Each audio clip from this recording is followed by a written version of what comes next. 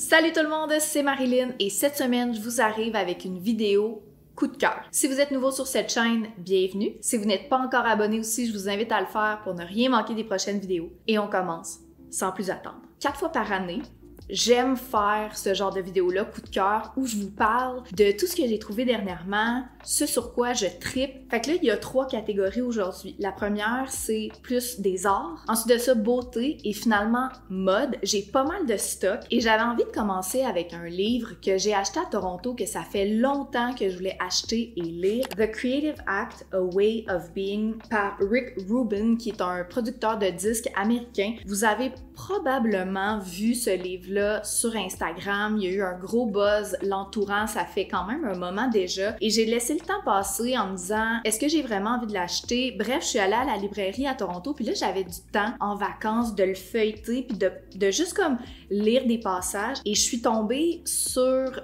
un qui parle du succès. Ça m'a tellement interpellée, et là, je vais pas comme spoil le truc si jamais ça vous intéresse, mais sa perspective sur le succès, sur c'est quoi être une personne créative, qui est créatif. Là, je suis rendue, je vous dirais, au tiers, et ça me fait du bien comme lecture, fait que j'avais envie de vous en parler, de vous le recommander. C'est complètement out of the box de ce qui a été proposé jusqu'à présent, et je voulais juste vous dire qu'en guise de signet, Alex et moi, on est allés dans un photo booth.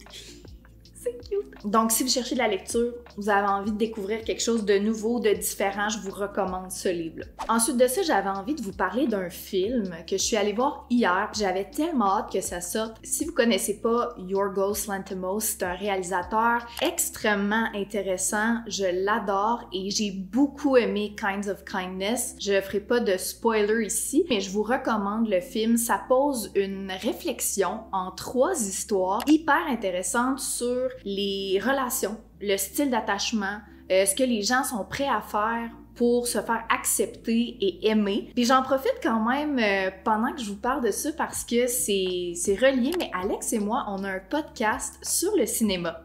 Probablement que vous n'êtes pas au courant, ça s'appelle Burn After Watching. Et hier, on a sorti un épisode complet sur Kinds of Kindness. Donc, si ça vous intéresse, je vais vous laisser le lien en barre d'infos, mais je vous le recommande. Fait que, tu sais, je vous en dis pas plus ici, mais allez voir ça, ça vaut la peine. Maintenant, je passe à la catégorie beauté et je commence avec un produit qui est un essentiel en tout temps, mais surtout l'été. Et je parle de la crème solaire. En fait, c'est un écran solaire en vaporisateur FPS 50. Cette bouteille-là est pour le corps et la plus petite, c'est une brume pour le visage. Ça fait hyper longtemps que j'entends parler de la compagnie Coola, mais je les avais jamais testés et rapidement, ils sont dans mes coups de cœur. L'application, c'est un vrai rêve. C'est tellement simple. Je déteste avoir les mains collantes, fait que le fait de juste vaporiser, c'est merveilleux. Faites attention, par exemple, s'il y a du vent, parce que it's gone in the wind. Mais ce que j'aime aussi de cette compagnie-là, c'est que les produits sont évidemment sans cruauté envers les animaux, sans gluten, végétaliens et respectueux des récifs. Fait que ça, je trouve ça vraiment pertinent. Je trouve que c'est des formats qui sont hyper pratiques à traîner dans votre sac à main aussi. Puis, chose qui est vraiment cool que je savais pas, c'est que la brume pour le visage, elle peut être mise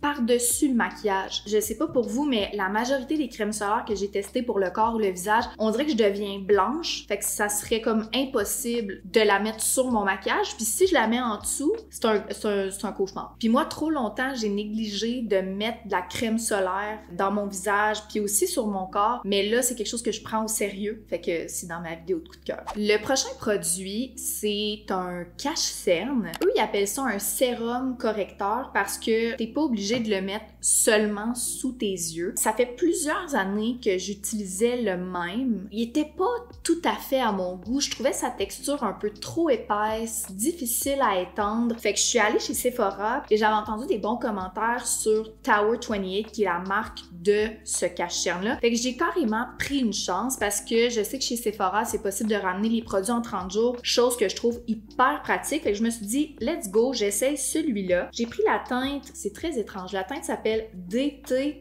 LA. Il me semble qu'un numéro, ça serait plus facile à retenir, mais moi, j'ai le teint pâle. Et à la première application, je vous jure, on dirait que j'ai toujours eu ce produit-là. Sa texture est parfaite, il s'applique facilement, mais il est quand même couvrant, pas trop, juste assez. Il est hydratant aussi, parce que souvent, je trouve que mon ancien, il devenait cakey, et celui-là laisse la peau hydratée. Il vient, je vais vous montrer l'applicateur, comme une éponge longue. Moi, j'essuie les côtés pour pas qu'il y ait trop de produits, mais je vous jure, je pense que ça fait à peu près 1 mois que je l'ai. C'est le meilleur cache-cerne que j'ai eu. J'en ai testé pas mal et je l'adore. Je sais à quel point ça peut être difficile de trouver un produit dans ce genre-là, mais je vous le recommande vraiment. Prochain produit, la gang, c'est une édition limitée de Lush x Bridgerton. Est-ce que j'ai écouté Bridgerton? Non. Mais ce produit, c'est un vrai rêve. C'est un nettoyant corporel parfumé à la rose avec un peu de citron dedans. Regardez l'étiquette, comment c'est cute. La texture, c'est presque comme de la confiture et c'est vraiment plaisant à appliquer sur le corps. Il y a un peu d'exfoliant aussi à l'intérieur. Mais mon truc préféré à propos de ce produit-là, c'est vraiment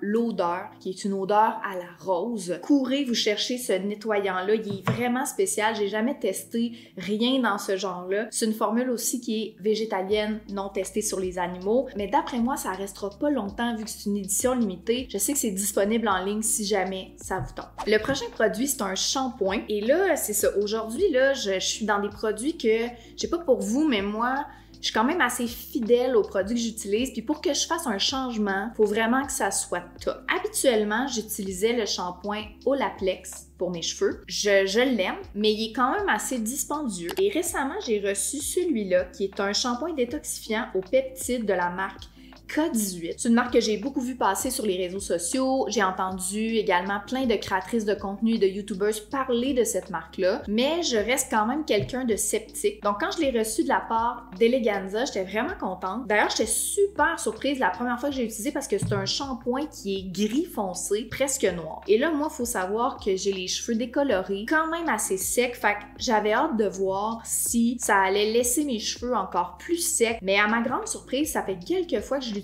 et ça vient vraiment nourrir mon cheveu, enlever la saleté, ça rend pas mes cheveux secs du tout, au contraire, ils sont super hydratés. L'odeur est assez subtile aussi, donc je vous dirais que je suis agréablement surprise et j'envisage même de remplacer le Olaplex, fait que ça vous donne une idée à quel point je l'aime. Je poursuis avec la nouveauté de Aesop. Aesop qui est une marque que j'adore et quand je suis arrivée à Toronto, leur nouvelle crème à main était disponible. Premièrement, est-ce qu'on peut se parler du tube mauve? C'est tellement cute. Mais ce qui compte, c'est vraiment ce qu'il y a à l'intérieur. Donc, c'est une crème à main qui s'appelle Eleos et qui est au cèdre de l'Atlas, patchouli, clou de girofle. Ça sent vraiment quand même le patchouli. Fait que si vous n'êtes pas fan, clairement, n'achetez pas cette crème-là. Personnellement, je trouve ça herbacé, frais et vraiment différent pour l'été. Et il y a quelque chose dans les baumes à main de Aesop de tellement hydratant. Ça nourrit les mains, ça les rend hyper douces. Je sais que c'est une crème à main qui est un petit peu plus dispendieuse, mais il faut vraiment pas en mettre beaucoup. Donc, ça fait clairement partie de mes coups de cœur puis je suis contente de l'avoir acheté. Ça fait vraiment longtemps que je me cherchais un crayon pour les yeux dans la teinte de bleu ciel et j'ai enfin trouvé. Je suis allée à la pharmacie tout simplement et j'ai trouvé un crayon à yeux mais gel qui est vraiment facile à appliquer de la marque Personnel. Si vous avez écouté de mes anciennes vidéos, vous savez que mon crayon à lèvres que j'aime est aussi de la marque Personnel. Puis je trouve que la couleur est parfaite. C'est exactement ce que je voulais. J'ai vraiment une obsession présentement avec justement les crayons à yeux bleus mais aussi l'ombre à paupières bleu. Celle-là, j'ai pas réussi à la trouver, mais ça fait bien le travail. Je trouve ça beau aussi avec mes yeux bleus, mais sincèrement, je trouve ça beau avec n'importe quelle couleur de yeux. Puis on dirait que j'aime un look un peu no make-up puis que tout l'accent est mis sur le trait de crayon bleu. C'est un crayon qui coûte moins de 10$ et qui, je trouve, fait un effet vraiment wow. Vous le savez, j'adore les chandelles et quand j'ai reçu celle-là en colis, ça fit avec mes ongles. Butter Yellow, trop cute. C'est une marque que je connais qui est Nest Fragrance. J'adore leurs produits, ils font aussi des parfums, mais quand j'ai reçu cette nouveauté-là, j'ai capoté quand j'ai ouvert la boîte. Ça sent tellement bon, je peux même pas vous expliquer. En fait, c'est Sunlit yuzu et neroli. Ça sent tellement bon, ça sent vraiment frais pour l'été et j'avais envie de l'inclure dans cette vidéo-là parce que j'adore les chandelles, j'adore les nouveautés et je trouve que ça met un bon parfum dans la maison et je vous la recommande. On passe à la section mode et je vous avais parlé dans une de mes anciennes vidéos que je trouvais que les chaussettes, c'était quelque chose qui ajoutait une touche vraiment le fun à vos outfits. Je vous avais même parlé d'une marque précise qui s'appelle Le Bon Shop. Et là, quand je suis allée à Toronto, je suis retournée chez Shop Tusk et je me suis enfin acheté des chaussettes Le Bon Shop. Ils appellent ça des ballet socks parce que tu peux comme cruncher up le haut comme ça. J'ai pris rose parce que je trouvais la teinte adorable. Et ce qu'il faut savoir, c'est que Le Bon Shop, c'est une entreprise qui produit des petites productions. Donc, ils font pas de quantité supplémentaire. Ils veulent vendre tout ce qu'ils produisent pour éviter le gaspillage. C'est fait aussi à partir de tissus naturels. Et vraiment, je me disais, est-ce que ça vaut 28 $? Mais oui, sont super confortables, sont vraiment douces, mais je les aime beaucoup et je vous les recommande. Je sais que des fois, on peut être hésitante quand t'as pas vu le produit devant toi ou que tu les as pas touchés. C'est ce qui fait que je les avais pas commandés avant, mais en tout cas, si ça peut vous aider ou si vous hésitiez, 100% go. Dans ma vidéo de chaussures pour être stylée, je vous avais parlé que je me cherchais des SL72. Guess what? Your girl found some! Checkez comment ils sont beaux! Je suis allée chez Adidas et je les ai vus sur le rack. J'en revenais pas parce que j'ai dit à Alex, c'est-tu moi ou on les a pas vus nulle part? Je les avais pas vus en ligne, je les avais pas vus vraiment sur IG. Puis Alex était comme moi, j'ai pas souvenir non plus. Fait que bref, je sais pas si c'est une exclusivité magasin, mais j'ai pas hésité longtemps et je suis repartie avec dans les pieds. J'aime beaucoup la teinte qui est comme une espèce de rose un peu poudre. Les lacets en ruban. It was screaming my name. Puis imaginez-vous donc que ma mère est venue nous rejoindre à Toronto. Puis 2 jours plus tard, elle a acheté les mêmes. Fait que là, on peut twin. Je les aime beaucoup. Voilà.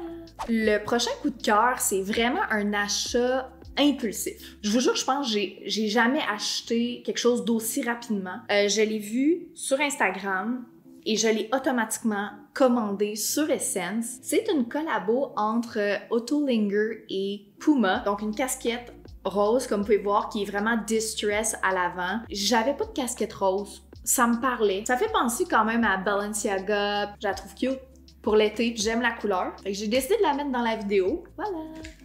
Après ça, je vous avais dit que j'aimerais me trouver une camisole Licou. Puis, je sais pas pourquoi, mais quand je suis allée à Toronto, j'ai décidé d'arrêter au Mango. On n'a plus de Mango ici à Québec. C'est pas nécessairement une boutique que j'aime particulièrement, mais là, je suis tombée sur cette camisole-là Licou que je trouve tellement cute.